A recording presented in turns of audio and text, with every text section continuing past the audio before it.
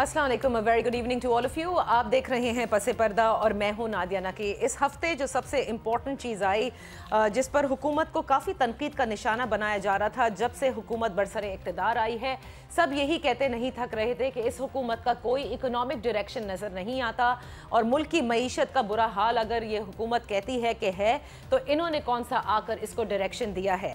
अलबत्ता इस हफ्ते हमने देखा कि वफाकी वज़ीर ख़जाना जनाब असद उमर साहब ने एक मिनी बजट पेश किया जिसे फाइनेंस तरमीमी बिल कहते हैं और इस बिल के तहत जो उन्होंने एक रिलीफ दिया है और एक रीस्ट्रक्चरिंग की फ़िज़ा कायम की है या डायरेक्शन दिया है, उससे हमने ये देखा कि काफ़ी मस्बत इस पर रिएक्शन आया हमारी बिज़नेस कम्युनिटी की तरफ से और वो ये समझते हैं कि अब जिस किस्म के इंसेंटिव्स उन लोगों को दिए जा रहे हैं उससे यकीनन मुल्क की मईशत में बेहतरी आएगी। ऑपोजिशन ऑफ कोर्स इस मनी बिल को मुस्तरद करती है, कहती है कि इससे इन्फ्लेशन पे कोई असर नहीं पड़ेगा और जो सबसे इम्पॉर्टेंट चीज़ है इस हुकूमत के लिए वो इन्फ्लेशन को कंट्रोल करना भी है और साथ में गरीब आवाम के लिए या जिसे हम आम आदमी कहते हैं उसके लिए इस बजट में कोई चीज़ नहीं बताई गई है। कुछ इम्पॉर्टेंट पॉइंट्स जो कि जनाब असद उमर साहब ने इस तरमीमी बिल में पेश किए, उसमें छोटे घरों की तामीर के लिए 5 लाख रुपए कर्ज हसना स्कीम जो है वो उन्होंने अनाउंस की। इनकम टैक्स रिटर्न जमा कराने वालों के लिए बैंक लेन देन पर आय टैक्स ख़त्म किया गया। इसके अलावा जो टैक्स नादहिंदगान हैं उनको ये इजाज़त दी गई कि 1300 सीसी तक की गाड़ी वो ले सकते हैं लेकिन ज़्यादा टैक्स उनको देना होगा। इसी तरह कारोबार में आसानी के लिए विद होल्डिंग टैक्स रिटर्न साल में 1 मरतबा के बजाय 2 मरतबा जमा कराने की सहूलत दी गई। शादी हॉल्स पर टैक्सेस जो है वो कम किए गए। आसान टैक्स के लिए पायलट प्रोजेक्ट इस्लामाबाद से उन्होंने कहा शुरू करना होगा। अखबारी सनत के न्यूज़ प्रिंट पर भी उन्होंने ड्यूटी का खात्मा अनाउंस किया। बहरहाल जिस किस्म की उन्होंने रिलीफ दी या इंसेंटिव्स दिए हैं इससे ये बताया जा रहा है कि इसके समरात फौरी तौर पर तो ज़ाहिर है नहीं आ सकते लेकिन कुछ वक्त लगेगा। अलबत्ता बहुत सारी ऐसी बातें हैं इस पूरे फाइनेंस तरमीमी बिल में जो कि नहीं एड्रेस की गई, जो कि कम अज़ कम बहुत सारे जो लोग हैं उस पर तनकीद भी कर रहे हैं और मुझ जैसा शख्स ये चाहता है कि जब आप बात करते हैं कि आपने इस मुल्क में टैक्स बेस को बढ़ाना है तो अब तक वो हुकूमत मुझे क्यों नज़र नहीं आ रही जिसमें इतने ज़्यादा करज हो कि वो टैक्स नेट को बढ़ाने के लिए सबसे पहले टैक्स चोरों का पीछा करे और उनको नोटिस जारी करके जिनमें बहुत सारे शायद हमारे बिजनेस कम्युनिटी में से भी होंगे, आम आदमी में से भी होंगे, बड़े लोग होंगे, पावर कॉरिडोर्स में से होंगे कि उनकी जो छुपाई हुई सारी दौलत है उनको वापस लाने के लिए उन पर जो टैक्स है उसका निफाज बढ़ाया जाए और टैक्स चोरी को ख़त्म किया जाए। बहुत सारे ऐसे मेजर्स थे जिसमें वो अभी भी एक्सपेक्टेड है और शायद हो सकता है कि हुकूमत ले भी, जिसका वो ख़ुद भी जिक्र करती है। जो ब्लीडिंग इदारे हैं उसके लिए फौरी तौर पर जो स्टेप्स लेने हैं वो अब तक क्यों नहीं लिए जा रहे, ये भी एक सवाल है। मजमूई तौर पर इस मनी बिल के लिए बात करेंगे कि ये जो मिनी बजट आया है इससे क्या फ़ायदे हासिल होंगे मईशत पर और जो बहुत सारी ऑपोजिशन की तहफ़्फ़ुज़ात हैं उस पर भी हम बात करेंगे। अपने मोहतरम मेहमानों का मैं तारुफ़ कराती चलूँ। हमारे साथ तशरीफ़ फरमा है कराची स्टूडियो में मईशत के माहिर हैं डॉक्टर शाहिद हसन साहब, thank you so much for joining us. Islamabad में हमारे साथ है ज़ैगम खान, सीनियर तज्ज़िया निगार हैं, इकोनॉमी पर बहुत अच्छा लिखते हैं। बहुत शुक्रिया ज़ैगम आपका लिए भी ज्वाइन करने के लिए। और एजाज चौधरी साहब पाकिस्तान तहरीक इंसाफ से हमारे साथ हैं लाहौर स्टूडियो में, आपका भी बेहद शुक्रिया। सबसे पहले ज़ैगम, क्योंकि आपके साथ बड़ी नशिस्तें रही हैं, एक बड़ा जो मईशत डायरेक्शन लेस चल रही थी, क्या आप समझते हैं कि इस मिनी बजट के आने से मईशत को किसी सिमत कोई सिमत दी गई है इस हुकूमत की तरफ से? मेरे ख्याल में थोड़ा सा कुछ उस तरफ पेशरफ्त हुई है और मुझे ज़ाती तौर पर खुशी हुई और मैं कांग्रेचुलेट करना चाहूँगा पीटीआई की गवर्नमेंट पर। जाहिर है उसमें जो वीकनेसेस हैं उस पर तो हम बात कर लेंगे लेकिन ऑन द होल हमें सिमत की एक तब्दीली नज़र आई है। ठीक है। और सिमत की तब्दीली इस तरह नज़र आई है कि मिसाल के तौर पर आप ये देखिए कि वीज़ा की रेजीम जो साथ ही आपने चेंज की, यानी आप 10 साल से या 10 साल से भी ज़्यादा जिस मोड में चल रहे थे कि दहशत गर्दी के खौफ में हमने बाहर के लोगों को आना भी बंद किया हुआ था, वीज़ा तक नहीं दे रहे थे, तो we not oriented towards business. हम ट्रेड के माइंड में ही नहीं थे, कारोबार की सोच में ही नहीं थे। एक तो उससे निकल कर लगता है कि पाकिस्तान अपने आप को खोल रहा है, ओपन अप कर रहा है, फोकस जरा बिजनेस पर लाने की कोशिश की गई है, ग्रोथ पे फोकस लाने की कोशिश की गई है। क्योंकि इस वक्त जो पिछले 6 महीने में हमें एक खतरा नजर आया था, वो नजर आ रहा था कि पाकिस्तान एक डिफ्लेशन की तरफ जा रहा है। इन्फ्लेशन बढ़ रही थी और ग्रोथ नीचे जा रही थी। अगर आप 6 माह पहले देखें तो पाकिस्तान में एक इंडिकेटर वाकई आपका जो था वो बिल्कुल बैरूनी अदायगियों का, वो एक उसमें प्रॉब्लम मौजूद था, लेकिन आपके बहुत से अच्छे इंडिकेटर्स भी थे और पाकिस्तान एक लिहाज से टेक ऑफ की स्टेज पर भी था। लेकिन पिछले पूरे 6 माह में जो पीटीआई की हुकूमत है उसने 2 ही काम किए, या तो रोना धोना किया कि हम लूटे गए, मारे गए, तबाह हो गए, पाकिस्तान पर तो हिरोशिमा वाले हालात थे जब हमने टेक ओवर किया, और दूसरा ये कह रहे थे कि हम छोड़ेंगे नहीं, किसी को नहीं छोड़ेंगे, ना तो हम सियासतदानों को छोड़ेंगे, ना हम बिजनेसमैन को छोड़ेंगे, हम ना इन्वेस्टर को छोड़ेंगे। उससे जो एक फजा पैदा हुई थी वो अच्छी नहीं थी कारोबार के लिए। मेरे ख्याल में इस मिनी बजट से वो फजा बहुत हद तक रिलीव्ड हुई है। और कुछ एतमाद मिला है कारोबारी लोगों को, और जिसका आप देख रहे हैं उस सेंटिमेंट का वो इजहार भी कर रहे हैं और मार्केट भी उस सेंटिमेंट का इजहार कर रही है। अगर आप पाकिस्तान स्टॉक एक्सचेंज को देखें तो उसने भी एक मुस्बत अंदाज में इसको रिएक्ट किया है। सही आपने ये कहा। मैं आप ही की गुफ्तगू को आगे बढ़ाऊंगी डॉक्टर साहब। जैसे ज़ैगम कह रहे हैं कि जाहिर है कि अगर if you are not going to be business friendly या friendly towards your business community जिन्होंने मईशत में हिस्सा लेना है इस मुल्क की, तो जाहिर है जब वो एतमाद बहाली नहीं होती तो मईशत भी आगे नहीं बढ़ती। और ये एक एतमाद बहाली मैं कहूँगी कि इस मिनी बजट ने उनको ज़रूर दी होगी। लेकिन इसके साथ साथ मैं ये भी कहूँगी कि यूँ लगता है कि जैसे हमारी जो बिज़नेस कम्युनिटी है उसके लिए ये एक इंसेंटिव पैकेज है जो कि माज़े की हुकूमतें भी देती आई हैं, सो वो अब सुकून से पैसा बना सकेंगे। देखिए, पहले मैं आपसे एक बुनियादी बात कर ले। इन्होंने एक 100 रोज़ का एक प्रोग्राम दिया था जी, 10 नुकाती। सही। उसका जो सबसे इम्पोर्टेंट बात थी वो ये थी कि हम पहले 100 रोज़ के अंदर मईशत की बहाली और कर्ज़ों पर इन्हिसार करने के लिए एक अदल पर मबनी, इंसाफ पर मबनी टैक्स की पॉलिसी देंगे। अगर ये नहीं बनती, मैं आपको लिख के दे सकता हूँ कि पाकिस्तान की मईशत कभी पायदार बेहतरी नहीं आएगी। वो उन्होंने नहीं दी, और मैं आपको लिख के दे सकता हूँ कि ये 5 साल में भी नहीं करेंगे, क्योंकि वफाकी काबीना ही उसके लिए तैयार नहीं होगी। अदल पर मबनी टैक्स पॉलिसी का मतलब ये होता है हर किस्म की आमदनी पर एक मुकर्रर हद से ज़ायद आप टैक्स आयद करेंगे, मईशत को दस्तावेजी बनाएंगे, काले धन को सफ़ेद होने से रोकेंगे। अगर ये चीज़ कर ली जाए जो इनको अंदाज़ा था हुआ, इस तो 9,000 अरब रुपये टैक्स आएगा, 4,400 अरब नहीं आएगा, और रिलीफ फिर आवाम को जाएगा, एक डैम बन जाएगा, तालीम का बजट 3 गुना, सेहत का 2 गुना हो जाएगा। तो अगर आप लाख पैकेजेस ले आएँ, बुनियादी चीज़ जो अब ये PBLN के में था, इनका भी था, ये नहीं होगा। नंबर 1 ये मैं तस्लीम करता हूँ कि इन्होंने ताजिर बरादरी को मराद दी हैं, जिससे उनका कॉन्फिडेंस बढ़ा है और वो खुश हैं, मिठाइयाँ बटी हैं फैसलाबाद में, कराची में, ठीक है। लेकिन उनको जो बरात दी गई हैं वो टैक्स की आमदनी से नहीं दी गई, कर्जे लेकर। नंबर 1 कर्जे लेकर। नंबर 2 बजट खसारा बढ़ेगा इस साल, बजट खसारा बढ़ाकर, और चोरों को जिन्होंने लूटी हुई दौलत बाहर भेजी थी उनको एमनेस्टी देकर उनसे रुपए में टैक्स लेंगे और उनसे कहेंगे कि आप डॉलर बाहर ही रखें, हमें डॉलर नहीं चाहिए। तो अगर ये करके इनको बरात दी गई हैं तो एक एतमाद का एक ऐसा संगीन बहरान आएगा।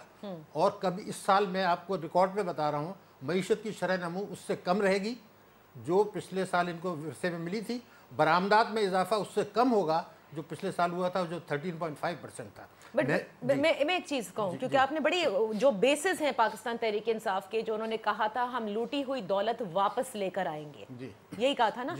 इसमें इस पूरे मिनी बजट के अंदर जो अभी आपने नुक्ता उठाया है कि अगर मेरी बाहर प्रॉपर्टी है जो मैंने डिक्लेयर नहीं की थी, ठीक है, मैंने डॉलर्स में ख़रीदी हुई है और मैंने लेट से अमेरिका में एक ज़मीन बनाई हुई है, तो अब अगर वो फॉर एग्जांपल पता चल जाता है या मैं नहीं डिक्लेयर किया था और आपको पता चल जाता है और आप you are from FBR, so what am I supposed to do?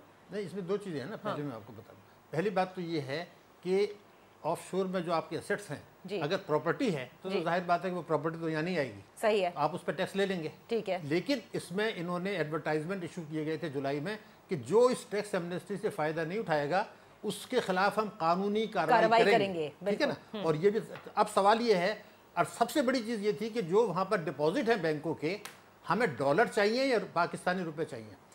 जो पूरा फोकस था वो ये था कि लूटी हुई दौलत पाकिस्तान आएगी तो तालीम और सेहत में जाएगी, ये बुनियादी नुक्ता था और हमने जिसको सपोर्ट किया था वो यही है। अब इन्होंने 2 काम कर दिए हैं। एक तो ये कर दिया कि अगर आपका चोरी का पैसा बाहर गया, रिश्वत का गया, स्मगलिंग का गया, وہ آپ پاکستان نہ لانا چاہیں تو مت لائیے، ہمیں روپے دے دیں. تو یہ تو پاکستان کے مفاد کے خلاف ہے، یہ پاکستان کی سیکیورٹی کے خلاف.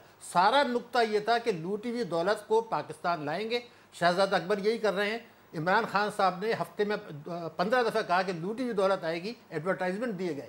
آپ نے یہ ایمنسٹی جو دے دی، کیوں دے دی یہ ایمنسٹی؟ ذرا اجاز چودھری صاحب سے پوچھ لیتے ہیں. جملہ پورا کر لوں. آف شور ڈپازٹس کو آپ وہیں رہنے دیں، ہمیں یا جرمانہ دے دیں، ہم قانونی کارروائی نہیں کریں گے. اشتہار تھا نمبر 1.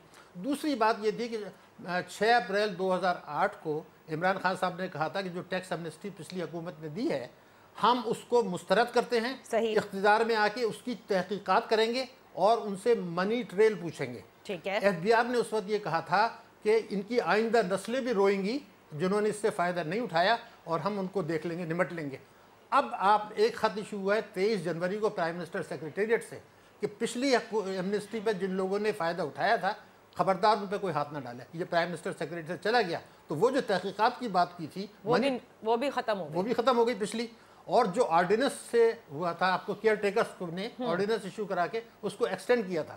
ان کی اختیار بھی نہیں تھے کیئر ٹیکرز کے. تو وہ اس کو پارلیمنٹ میں لانے کی بات ہوئی تھی. وہ پارلیمنٹ میں کیوں نہیں آیا؟ وہ پارلیمنٹ میں آئے گا تو یہ سوال آئیں گے. تو وہ بھی نہیں آیا. تحقیقات کرنا بھی بند کر دیا. پیسہ پاکستان واپس مت لائیں، یہ میرے خیال سے پاکستان کی سیکیورٹی کے خلاف ہے. اجاز چودھری صاحب، اس کا جواب آپ سے ضرور لینا چاہوں گی، اس لیے کیونکہ آپ لوگوں کی تو بیسس یہی رہی ہے کہ لوٹی ہوئی دولت واپس لے کر آئی جائے گی. جب اس کے اوپر صرف آپ جرمانہ لیں گے، نہ منی ٹریل پوچھی جائے گی کہ کمایا کیسے گیا، تو پھر تو یہ تو نگیٹ کرتا ہے the very essence of Pakistan Tehreek Insaf. بہت شکریہ نادیہ. پہلی گزارش تو میں یہ کرنا چاہتا ہوں کہ ڈاکٹر شاہد حسن صدیقی صاحب کا میں گزشتہ 30 برس سے ان کے کالم اور ان کی بات چیت سن رہا ہوں، اور میں ان کی تبصرے کو ہمیشہ بہت ویلیو کرتا ہوں.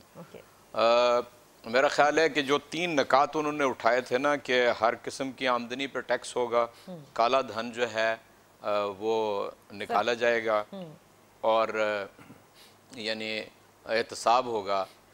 میں آپ سے عرض کرتا ہوں کہ ہم ایک ایسی جگہ پہ پھنسے ہوئے ہیں اس وقت کہ جس طرح پہلے زیغم خان صاحب نے فرمایا نا کہ ہمارا جو وہ پولیٹیکل نیریٹو تھا، جو ہم کہہ رہے تھے کہ پکڑ لیں گے اور کسی کو سپیئر نہیں کریں گے، اس کے نتیجے میں انہوں نے بتایا کہ بہت حالات جو تھے وہ خراب ہو گئے تھے. چنانچہ کوئی جو نہیں باہر سے جا کے انویسٹمنٹ لانا تو ایک، یہاں کا لوکل سرمایہ کار بھی تھا وہ بھی ہاتھ کھینچ کے بیٹھ گیا تھا. چنانچہ میرا خیال ہے کہ ہم صرف اس نیریٹو سے صرف تھوڑی بہت دیر کے لیے ہم خاموشی اختیار کریں گے. میں پورے یقین سے کہتا ہوں کہ انشاءاللہ اس اپنے جو پروگرام ہے ہمارا احتساب کا اور کالے دھن کو پکڑنے کا اور لوٹی ہوئی دولت واپس لانے کا، اس سے پیچھے نہیں ہٹیں گے. لیکن جس تیزی کے ساتھ ہم چاہتے تھے اس تیزی سے شاید نہ ہو سکے. اور یہ زیادہ حقیقت پسندانہ بات ہے کہ حکومت میں آنے کے بعد یہ اندازہ ہوا کہ یہ جو لوٹی ہوئی دولت کا باہر سے لے کے آنا ہے، یہ ایک لمبا پروسیس ہے جس کا ہم آغاز کر رہے ہیں. یعنی بہت سے معاہدے کرنا پڑ رہے ہیں، بہت سی قانون سازی کرنا پڑ رہی ہے. اس کے بعد یہ جا کے ممکن ہوگا کہ ہم یہ اپنے اس ایجنڈے کے اوپر عمل درآمد کر سکیں. البتہ یہ جو انسینٹیوز بظاہر کاروباری برادری کو دیے گئے ہیں اور جس کا انہوں نے خیر مقدم کیا ہے، یہ جو ایک دم نیچے کی طرف ساری معیشت جا رہی تھی اس کو ایک سنبھالا ملے گا. اور پرسوں سے یہ بات یعنی ہر کاروباری آدمی کہنا شروع ہو گیا ہے کہ اب وہ دوبارہ کاروبار کی طرف ملتفت ہوگا. دوسری گزارش یہ ہے کہ ایک بات صرف یعنی ذہن میں رہے کہ ہم زرعی معیشت کی طرف بھی توجہ دے رہے ہیں، جو ہماری معیشت کا بہت بڑا حصہ ہے، غالباً سب سے بڑا حصہ وہی ہے. تو آپ دیکھیے کہ ایک تو اس کے جو لوگ قرض لیتے ہیں اور اس کی مداخل کے اوپر خرچ کرتے ہیں، اس میں بہت اضافہ ہوا ہے. دوسرا یہ کہ اس کے اوپر جو ٹیکس تھا اس کو کم کیا گیا، 39% سے اس کو 20% تک لے آئے ہیں. چنانچہ اگر ہمارے ملک کے اندر ایگریکلچر ایکٹیویٹی اس طرح شروع ہوتی ہے کہ وہ منافع بخش بن جائے چھوٹے ذمہ دار کے لیے، تو میں سمجھتا ہوں کہ ایک معیشت کے اوپر بہت ہی مثبت اثر ہوگا. اور یہ جو یہ والی فصل ہے، یعنی پاکستان میں سب سے بڑی فصل ان دنوں گندم کی فصل ہوتی ہے، اس کے امکانات جو ہیں وہ بہت اچھے ہوں گے. اچھا، چنانچہ اگر اس کو پیش نظر رکھیں تو وہ بات تو بالکل درست ہے کہ ہم اس ایجنڈے کے اوپر اتنی تیزی سے کام نہیں کر پائے، لیکن اس کی وجہ موجود ہے. قوانین کی ضرورت تھی، معاہدوں کی ضرورت تھی. لیکن دوسری بات میں آپ سے یہ عرض کروں گا کہ ایسا نہیں ہے اعجاز کہ چودھری صاحب ہم اس آپ نے ایجنڈے کو چھوڑ دیں گے. آپ کہہ رہے ہیں اس ایجنڈے کو چھوڑیں گے نہیں، لیکن معذرت کے ساتھ یہ وہی والی بات ہو جاتی ہے جسے نظریہ ضرورت کہتے ہیں کہ یو نیو، مطلب only after coming here as an government آپ کو یہ سمجھ میں آیا کہ لوگ جو ہیں وہ جیسے آپ نے کہا نا اسٹینڈ سٹل ہوئے ہوئے ہیں، وہ اس طرح سے کاروبار نہیں کر رہے، ڈر رہے ہیں یا جو بھی اس کو کہہ لیں ہم، اور اب جو ہے وہ ایٹ لیسٹ اپنے کاروبار کی طرف واپس آئیں گے. لیکن یوں لگتا ہے کہ جیسے جو ایک پورا وہ ایک کلاؤڈ بن جاتا ہے، ایک مافیا لفظ صحیح نہیں ہوگا، ناراض ہو جائیں گے سارے ہمارے جو بزنس کمیونٹی ہے، لیکن جیسا وہ چاہتے ہیں ہمیشہ وہ حکومتوں سے وہ ریلیف لے لیتے ہیں. اور یہ صرف ون ٹائم ریلیف نہیں ہوگی، یہ کبھی کوئی آپ کو کوئی سیکٹر آ کر کہتا ہے، کبھی کوئی سیکٹر آ کر کہتا ہے مختلف حکومتوں سے. اور اس طرح سے وہ جو ٹیکس کا جو شاہد صاحب نے کہا، جس نیٹ کو بڑھانے کی بات کی جاتی ہے، ہر اکانومی کو ڈاکیومنٹ کرنے کی بات کی جاتی ہے، وہ ابھی تک مجھے نہیں لگتا کہ کون سی حکومت آئے گی، کیونکہ امیدیں آپ ہی لوگوں سے تھی. میں ایک بریک لوں گی، جب بریک سے واپس آئیں گے ہم یہیں سے گفتگو آگے بڑھائیں گے، اور میں چاہوں گی کہ آپ بھی رسپونڈ کیجیے گا. But I will come to Zaigham first to find out کہ یہ اتنا مشکل کیوں ہو جاتا ہے. Let's take a break. Welcome back. Zaigham Khan sahab, doctor شاہد حسن صدیقی صاحب اور اعجاز چودھری صاحب کے ساتھ ہم ڈسکس کر رہے ہیں کہ منی بجٹ سے کیا کچھ بہتری معیشت میں آئی ہے. حکومت نے جو ڈائریکشن دینے کی کوشش کی ہے ان اٹس فرسٹ اسٹیپ، وہ کس حد تک پاکستان کے لیے بہتر رہے گا. بریک سے پہلے جو بات ہو رہی تھی، کیا ہر حکومت will have to bow down for a but Zaigham, جس کے بعد جب وہ اپنے کہتے ہیں نا کہ بعد میں وہ اپنے دانت دکھائے گی، لیکن فی الحال جو ہے وہ ان کی ہر مانے گی. دیکھیں، دے باؤ ڈاؤن ٹو دیم سیلز، کسی اور کے آگے باؤ ڈاؤن نہیں کرتے. اور اگر آپ معیشت کے حساب سے دیکھیں تو کم از کم 30 سال سے پاکستان میں ایک ہی حکومت ہے، کیونکہ ایک ہی طبقہ ہے جو مفادات لے رہا ہے. جو ضیاء الحق صاحب کے دور سے معیشت اور سیاست کے درمیان میں اور معیشت اور ریاست کے درمیان میں ایک ان ہولی نیکسس ڈیولپ ہوا، وہ آج بھی چل رہا ہے. پی ٹی آئی کے دور میں بھی چل رہا ہے، مسلم لیگ نواز کے دور میں بھی تھا، پیپلز پارٹی کے دور میں بھی تھا، اور مشرف صاحب کے دور میں بھی تھا. It's alive and well. اور اسی نیکسس کے آپ کو اثرات نظر آتے ہیں. جیسے آپ نے جس باتوں کی طرف اشارہ کیا، وہ بہت اہم بات ہے کہ ہر دفعہ مفادات لے لیتے ہیں. آپ انسینٹیوز دیجئے، لیکن آپ انسینٹیو کس کو دیتے ہیں؟ آپ اس میں دیکھتے ہیں کہ وہ کچھ انسینٹیوز تو ایس ایم ایز کو دیے گئے ہیں، ویل اینڈ گڈ. کچھ انسینٹیوز تمام ایکسپورٹرز اور بزنس کو دیے گئے ہیں جن کے پیسے ایف بی آر میں پھنسے ہوتے تھے، اب ان کو واپس ملیں گے. بہت ہی اچھا. آپ نے جو اسٹاک ایکسچینج ہے اس کے لیے کچھ کیا، لیکن آپ ساتھ میں دیکھیے کہ 200 ارب روپے آپ نے کرونی سیکٹرز کو، یعنی وہ سیکٹر جو پلی ریاست کی مدد پر رہے ہیں، آپ نے ان کو پکڑا دیے. اور یہ وہ 200 ارب روپے ہیں جو میں اشارہ کر رہا ہوں آپ کے ٹیکسٹائل سیکٹر کی طرف، فرٹیلائزر سیکٹر کی طرف اور سی این جی کی طرف. انہوں نے صارفین سے، کنزیومر سے جو 200 ارب روپے لیوی میں جمع کیے تھے، آپ نے ان کو کہا کہ آپ آدھے رکھ لیں، آدھے ہمیں دے دیں. یہ ہے جو کرونی سیکٹر فائدہ اٹھاتا ہے. اور جب ہم یہ کہتے ہیں کہ پاکستان میں آپ کو سٹرکچرل چینجز لانی ہے، تو اس کا مطلب یہ ہے کہ آپ نے کرونی سیکٹر کی جگہ ایس ایم ایز کو پروموٹ کرنا ہے، جینیون بزنسز کو پروموٹ کرنا ہے، جینیون کارپوریٹ سیکٹر کو پروموٹ کرنا ہے. وہ سٹیپ ابھی تک نہیں لیا گیا. امید کرنی چاہیے کہ آگے وہ اس طرح کریں گے، پاکستان کے معیشت میں بنیادی تبدیلیاں لائیں گے. اور اس کی سیدھی سادھی وجہ ہے، آپ کسی بھی کیبنٹ کو دیکھ لیجئے، آپ پچھلی کیبنٹ کو دیکھ لیجئے، پچھلی حکومت کو دیکھ لیں اور ذرا گن لیں کہ اس میں شوگر مل والے کتنے ہیں، اس میں پراپرٹی والے کتنے ہیں، جو بڑے آپ کے کرونی سیکٹرز ہیں. ابھی والی حکومت میں دیکھ لیں، آپ کو مسلسل وہی ریشو نظر آئے گا، ویسے ہی لوگ نظر آئیں گے. تو جب تک یہ بات بالکل درست ہے، اس وقت بنیادی مسئلہ یہ تھا کہ بزنس ایز یوزول بھی نہیں ہو رہا تھا. یعنی پاکستان جس طریقے سے چلا کرتا ہے، جس طریقے سے ہمیشہ سے چلتا ہے، لوگ روزگار کما لیتے ہیں، وہ بھی نہیں چل رہا تھا. उससे भी हम पीछे जा रहे थे। तो ये जो अभी लाए हैं उसके नतीजे में कम से कम बिजनेस एज यूजुअल शुरू हो गया। That is positive. Okay, business as usual शुरू हो गया है। जो ज़ैगम ने बात कही है, जो स्ट्रक्चरल रिफॉर्म्स का जिक्र आप लोग करते आए हैं, ऑल इकोनॉमिस्ट डू इट, जो इकोनॉमी को समझते हैं वो कहते हैं। क्या आप नहीं समझते डॉक्टर साहब कि वो जो एक ज़बरदस्त या करेजियस स्टेप्स होते और सबसे पहले होने चाहिए थे उन इंस्टीट्यूशंस के लिए जिनको आप जो ब्लीड कर रहे हैं, और उनको फौरी तौर पर आप प्राइवेटाइज कर दें कम वॉट में, because there is nothing else you can do. आप कब तक उनको पैसे देते रहेंगे? And I mean to say about steel mills, PIA और इस तरह के जितने भी आपको इदारे हैं, इस पर हमने कुछ अभी तक नहीं सुना। ये भी तो आपकी मईशत पर बर्डन है। देखिए, ऐसा है कि उनको आप प्राइवेटाइज कर ही नहीं सकते जब तक उनको रिस्ट्रक्चर ना करें। ओके। और रिस्ट्रक्चर करने के लिए उनको बेल आउट पैकेज देना होगा। तो आपके पास पैसे कहाँ हैं? मैं आपसे पहला बात, मैं आपसे एक बुनियादी बात आपको बता दूँ। हम जो ये बातें कर रहे हैं ना, पाकिस्तान को जो इस वक्त चैलेंजेस हैं वो अगर आप देख लें कि 5 महीने में 5 साल में 138 अरब डॉलर का तिजारती खसारा हो गया। ठीक है। उसको आपने 94 बिलियन डॉलर की रेमिटेंसेस से पूरा किया। सही। वो रेमिटेंसेस को तो जाना चाहिए था सरमायाकारी की तरफ, आप ले गया तिजारती खसारे की, तो आप में बरामदात बढ़ाने की ज़रूरत ही नहीं है। ठीक है, अब उसका 46% सऊदी अरब और यूएई से आया। अगर अमेरिका जो फाइनेंशियल एक्शन टास्क फोर्स की आड़ में हमारे ऊपर ये कदगन लगा देता है, उनके ऊपर कदगन लगा देता है कि मनी लॉन्ड्रिंग हो रही है, तो एक लेफ्टिनेंट जनरल ने सेनेट में कहा था, रिटायर्ड ने, कि पाकिस्तान 2 हफ्ते में बैठ जाएगा अगर अमेरिका रोक दे। हमें ये भी सोचना है।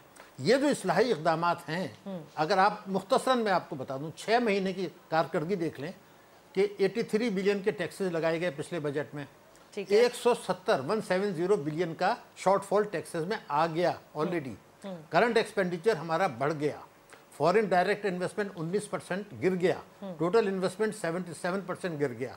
हमारे स्टेट बैंक के रिजर्व जिस तारीख को हलफ उठाया था इमरान खान साहब ने, उसके मुकाबले में 5.8 बिलियन डॉलर्स गिरे, जिसमें 3 अरब डॉलर बाहर से आ गए। अब भी 2.8 अरब डॉलर उससे कम है जो हमें मिला था, यानी 1 अरब डॉलर महीने का लॉस हो रहा है। और मैं आपको गिना दूँ बहुत सारी बातें। मसला क्या है, मैं आपको, जो पाकिस्तान तहरीक इंसाफ का मंशूर था और जो इनके पुराने इनके कारकुन थे, लीडर्स थे, वो तरक्की की जामिन थे। और अगर उस मंशूर पर 25% भी अमल करें, जैसे एजाज साहब कह रहे हैं, मैं बिल्कुल उनसे इस बात से मुत्तफिक हूँ। उनका एजेंडा, उनका मंशूर और उनके पुराने रहनुमा लीडर्स, वो पाकिस्तान की तरक्की की तरफ जा सकते थे। लेकिन जब आपने इस वक्त की कैबिनेट को अगर आप देख लें, तो एक खातून है जिन्होंने अरबपति होने के बावजूद कर्जा माफ़ कराया, वो हुकूमत में आ गई। जिन्होंने गैर कानूनी सर्कुलर स्टेट बैंक में इशू किया, जो सुप्रीम कोर्ट एग्जामिन कर रहा है, और उन्होंने कहा था ये कर्जों की माफ़ी का सर्कुलर गैर आईनी है, उसका फैसला आना बाकी है, वो भी कैबिनेट में आ गए। तो जब आपने वो लोग ले लिए जो इस मंशूर से मुत्तफिक नहीं हैं, तो जिन इस्लाहात की बात कर रहे हैं, मैं अर्ज़ करूँ, जो पुराने रहनुमा हैं उनकी मैं नीयत मुझे पता है अच्छी है, लेकिन अब उनके हाथ में रह नहीं गया। इमरान खान साहब का भी एक वोट है और दूसरे लोगों का भी वोट है, तो वो लोग इसको नहीं होने देंगे। लेकिन डॉक्टर साहब, काबीना तो नहीं ना, जैसे एजाज चौधरी साहब ने कहा, देखिए एक सिस्टम है, और जैसे जो जिन क्रोनी सिस्टम का जिक्र ज़ैगम ने भी किया कि बिजनेस एज यूजुअल में ठप होकर बैठ गया था। कुछ नहीं होगा। उस नैरेटिव से उन्होंने कहा कि हमने थोड़ी देर वो कहना छोड़ दिया है, करेंगे, लेकिन अभी उनको हमने कहा चलो जाओ फिर। मैं आपसे वही अर्ज कर रहा हूँ। देखिए, मैं पूरी जिम्मेदारी से बता रहा हूँ। मसला ये है कि इस वक्त जो तबाही हो चुकी है, ये मैं आपको बता दूं कि जब पीपल्स पार्टी को हुकूमत मिली थी, वो ज़्यादा तबाह थी मईशत जो इनके मुकाबले में। उस वक्त करंट अकाउंट डेफिसिट था 8.2, आज था 5.8। ये मंशूर जो था ना तहरीक इंसाफ का, वो पाकिस्तान की जो है मईशत का जामिन था। लेकिन आप उस पर अमल 5 साल नहीं कर पाएंगे, जो मैं बात बताने की कोशिश नहीं कर पाएंगे 5 साल तक। क्यों? इसलिए कि अगर मैं आपको बताऊं, जैसे हर किस्म की आमदनी पे टैक्स की बात है जी। क्या हमारी वफाकी काबीना, मैं टैक्स केस बता रहा हूँ, ये आज मंजूरी दे दे कि 2 साल के बाद हम कर देंगे? वो नहीं करेंगे। आप पार्लियामेंट में क्या कि दिखाइए। मुझे कहा है बहुत से सीनियर लोगों ने कि over my dead body. Pakistan में नहीं हो सकता। तो आप अगर ये अपने लोगों को जो इनके पास थे उनको लेके मार्केट में आ जाते, और वो जो है आ जाए ना, अभी क्या फर्क पड़ता है? अब तो नहीं आ सकते, इलेक्ट होके आ गए। देखिए, अब इमरान साहब काबीना में पोर्टफोलियो चेंज होते हैं ना भाई। तो नहीं, वो नहीं होंगे। 6 पार्टियां हैं, मेहरबानी करके समझें, 6 पार्टियां हैं, अब नहीं हो सकता। देखिए, मैं नियत तो अल्लाह ताला को पता है, लेकिन मैंने जिन लोगों से मैं मिला था, पुराने लोगों से, वो बिल्कुल मुखलिस थे। मैं आपको ये बात कह रहा हूँ, आप कहते हैं, जुमला कंप्लीट कर लूं कि पाकिस्तान की मईशत को बेहतर बनाने के लिए उन्हीं इस्लाहात की जरूरत है जो इनके मंशूर में हैं, लेकिन वो नहीं कर पाएंगे। मैं आपको पूरी जिम्मेदारी से इसलिए कह रहा हूँ کہ یہ تو 100 روزہ پروگرام بھی تو اپروو ہوا تھا نا, کہاں گیا وہ؟ تو اعجاز چودھری صاحب سے کہہ لیتے ہیں نا, آپ اتنی ذمہ داری سے یہ بات کہہ رہے ہیں, اور اس میں کیا مسئلہ یہ ہے کہ بیکاز اتحادیوں کے ساتھ آپ نے بہت سارے کمپرومائزز کرنے پڑتے ہیں, یا وہاں پہنچ کر اعجاز چودھری صاحب لگا کہ پارلیمنٹ میں بھی ظاہر ہے ہر سیکٹر کے لوگ ہیں اور جنہوں نے جو اتنے اسٹرانگ بن چکے ہیں کہ breaking that system is not so easy, will not happen in 5 years. Nadia, doctor صاحب کی ایک بات تو میں عرض کر لوں اور باقی کہتا ہوں بعد میں. یہ جو خسارہ تھا یہ $2 ارب تھا, اب 1 آ گیا ہے اور ہم بہتری کی امید رکھتے ہیں. باقی جو بات تفصیلاً انہوں نے تجزیہ کیا ہے, یعنی میں اسی کا حامی ہوں. جن لوگوں کو ہم نے لے لیا ہے وہ ہمارے ایجنڈے کے اوپر ہمیں نہیں آنے دیں گے, اور وہ ہمیں وقت لگے گا اس کے اوپر. میں نے پہلے اپنے وقفے میں سے پہلے جو گفتگو کی ہے اس میں تقریباً اس بات کا میں نے ایڈمٹ کر لیا تھا, لیکن ہم نے اس کا ایک اور راستہ اختیار کیا ہے جو ظاہر اگر آپ مجھ سے ذاتی طور پہ پوچھیں تو میں قطعی طور پہ اس کا حامی نہیں تھا. ہم دنیا میں اپنے دوستوں کے پاس جا رہے ہیں اور انہیں یہ کہہ رہے ہیں کہ کچھ تو وقتی مدد کریں تاکہ ہم اپنی ادائیگیوں کا توازن بہتر کر سکیں اور ایک فیل سٹیٹ کی طرف ہم نہ جائیں. دوسرا ہم انہیں کہہ رہے ہیں کہ پاکستان کو ہم کھول رہے ہیں.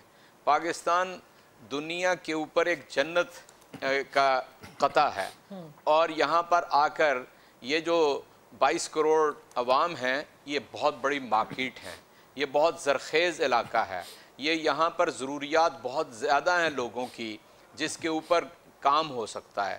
چنانچہ اگر اگلے 2 سے 3 سالوں کے اندر جس انویسٹمنٹ کی ہم اب تک کچھ MOU سائن کر چکے ہیں, کوئی بات چیت کر چکے ہیں, کچھ عملاً ہونے جا رہا ہے, تو میں یہ سمجھتا ہوں کہ پھر ہم اپنے ایجنڈے کی طرف بھرپور طریقے سے آگے بڑھ سکیں گے.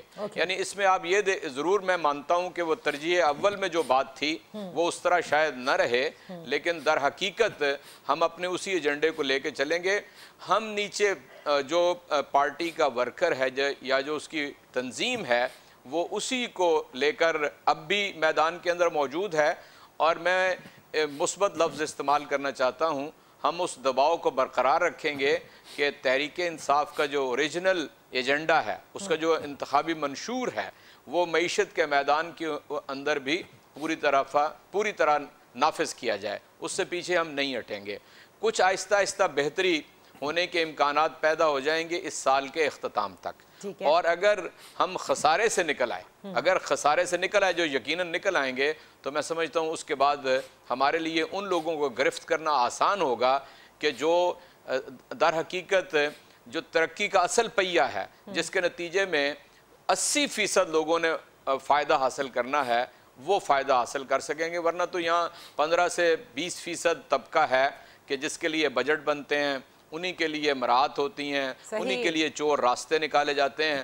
ابھی تو میں نہیں سمجھتا کہ کوئی بہت بڑا دعویٰ کرنا چاہیے. ان 6 ماہ کا سبق تو یہی ہے. اعجاز چودھری صاحب, آپ نے تو وہ بات کہہ دی جس پر میں اب سوال کرنے والی تھی, لیکن آپ نے خود ہی وہ بیان کر دیا, کیونکہ ہر عام آدمی یہ کہتا ہے کہ ہمارے لیے کیا ہے اس بجٹ میں. سو میں ایک بریک لیتی ہوں, جب بریک سے واپس آئیں گے زیغم کہتے ہیں کہ business as usual will start, which is very positive. It should start. Nobody is saying it should not start. However, ایک despondency جو مجھ جیسے پاکستانی میں اور دوسرے پاکستانیوں میں بھی ہے, اور خود اعجاز چودھری صاحب میں بھی مجھے نظر آ رہی ہے کہ اس ملک میں جو ٹیکس ایویژن ہے اس کو کوئی کسی صورت نہیں روک سکتا, جبکہ FBR کے اسٹرکچرل ریفارمز, FBR کو ٹھیک کرنے کا پرائم منسٹر خان صاحب نے خود کہا تھا in his first speech when he came to power. Let's take a break.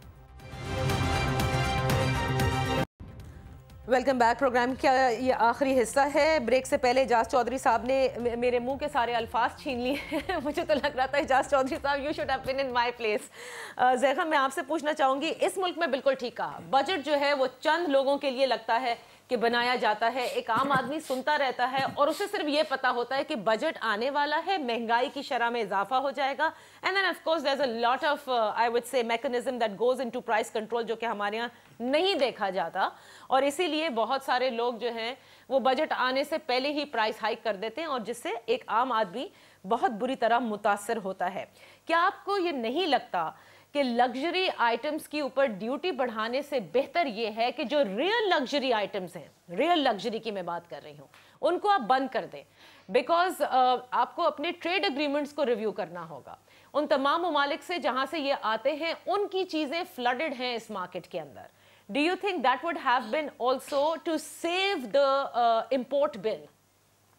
جی دیکھیں، ہمیں بہت سی چیزیں کرنے کی ضرورت ہے.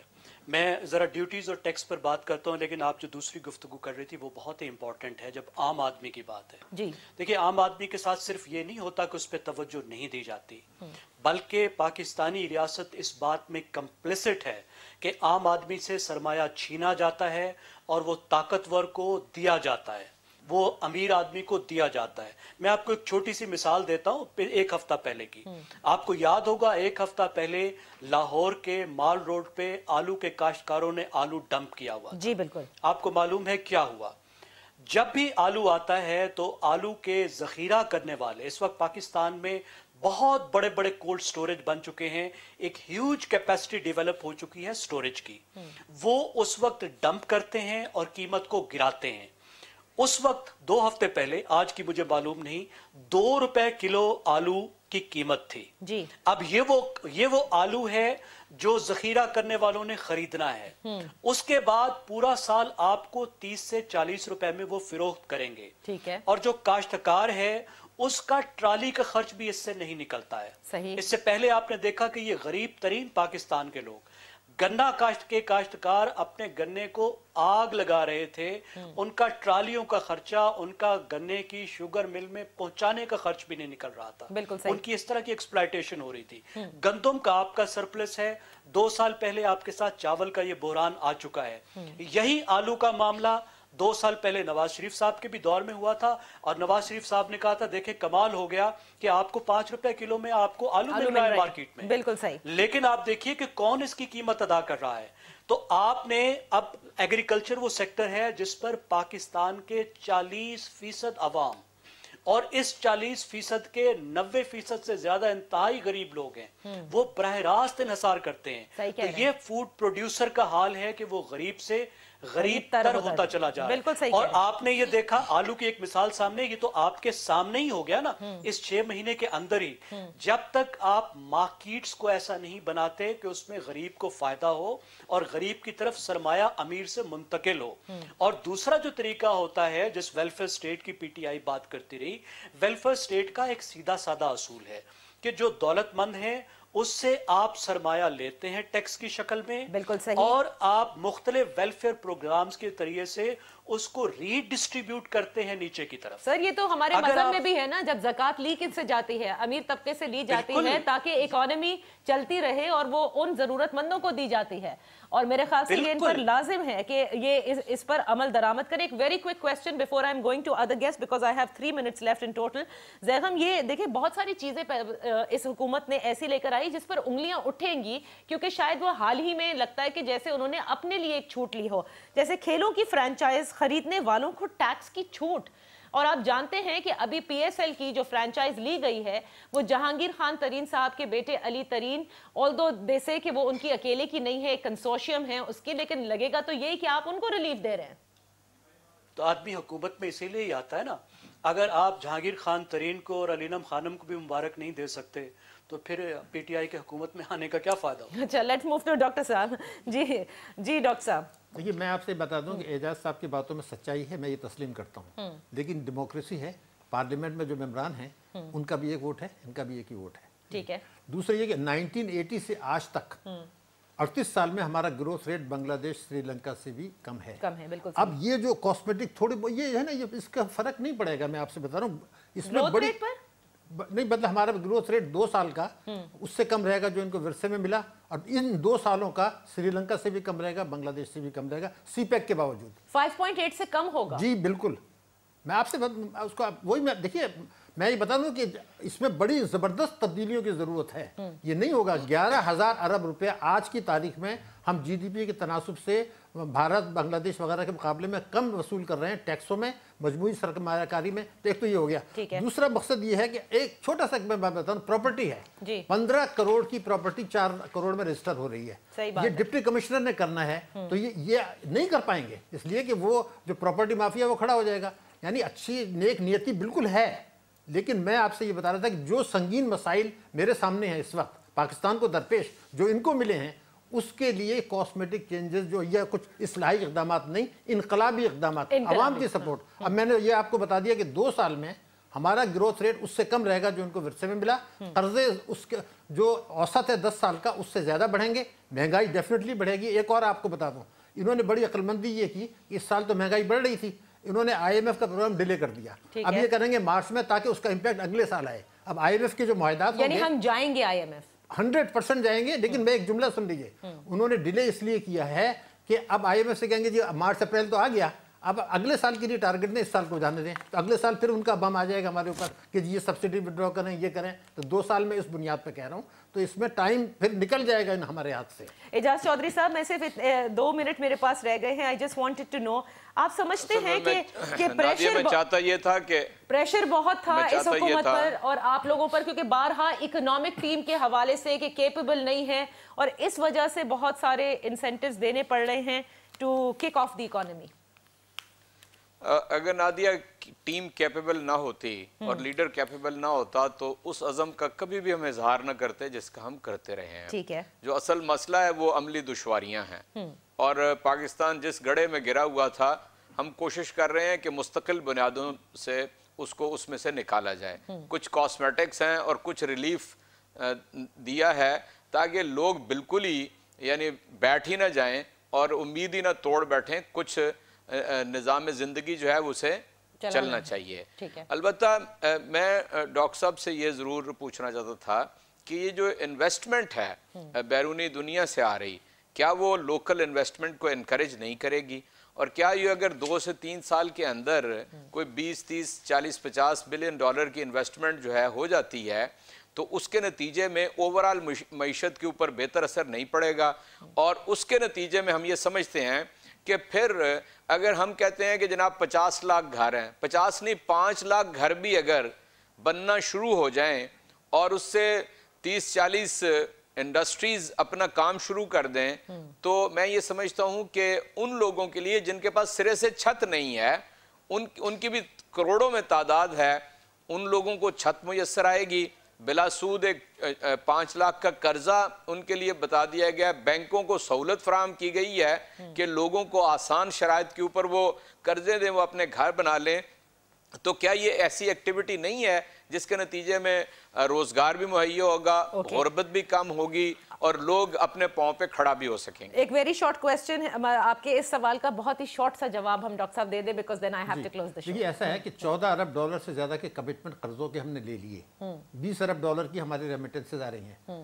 तो जब अगर किसी मुल्क में मुल्की सरमायाकारी, मुल्की बचतें और मुल्की टैक्स और उसमें बैलेंस नहीं हो तो प्रॉब्लम आ जाती है। हमने कलेक्शन नहीं है ना, हमारा अपने रिसोर्सेज का, हम तो दूसरों को कर रहे हैं। एक चीज। दूसरी ये कि 50 लाख मकान बनाने के बजाय अगर ये कहते हैं कि 10 लाख मकान बनाएंगे, 15 लाख स्कूल बनाएंगे, इसलिए कि 23 मिलियन बच्चे स्कूल नहीं जा रहे, तो वो और छोटे छोटे कमरों के अस्पताल बनाएं।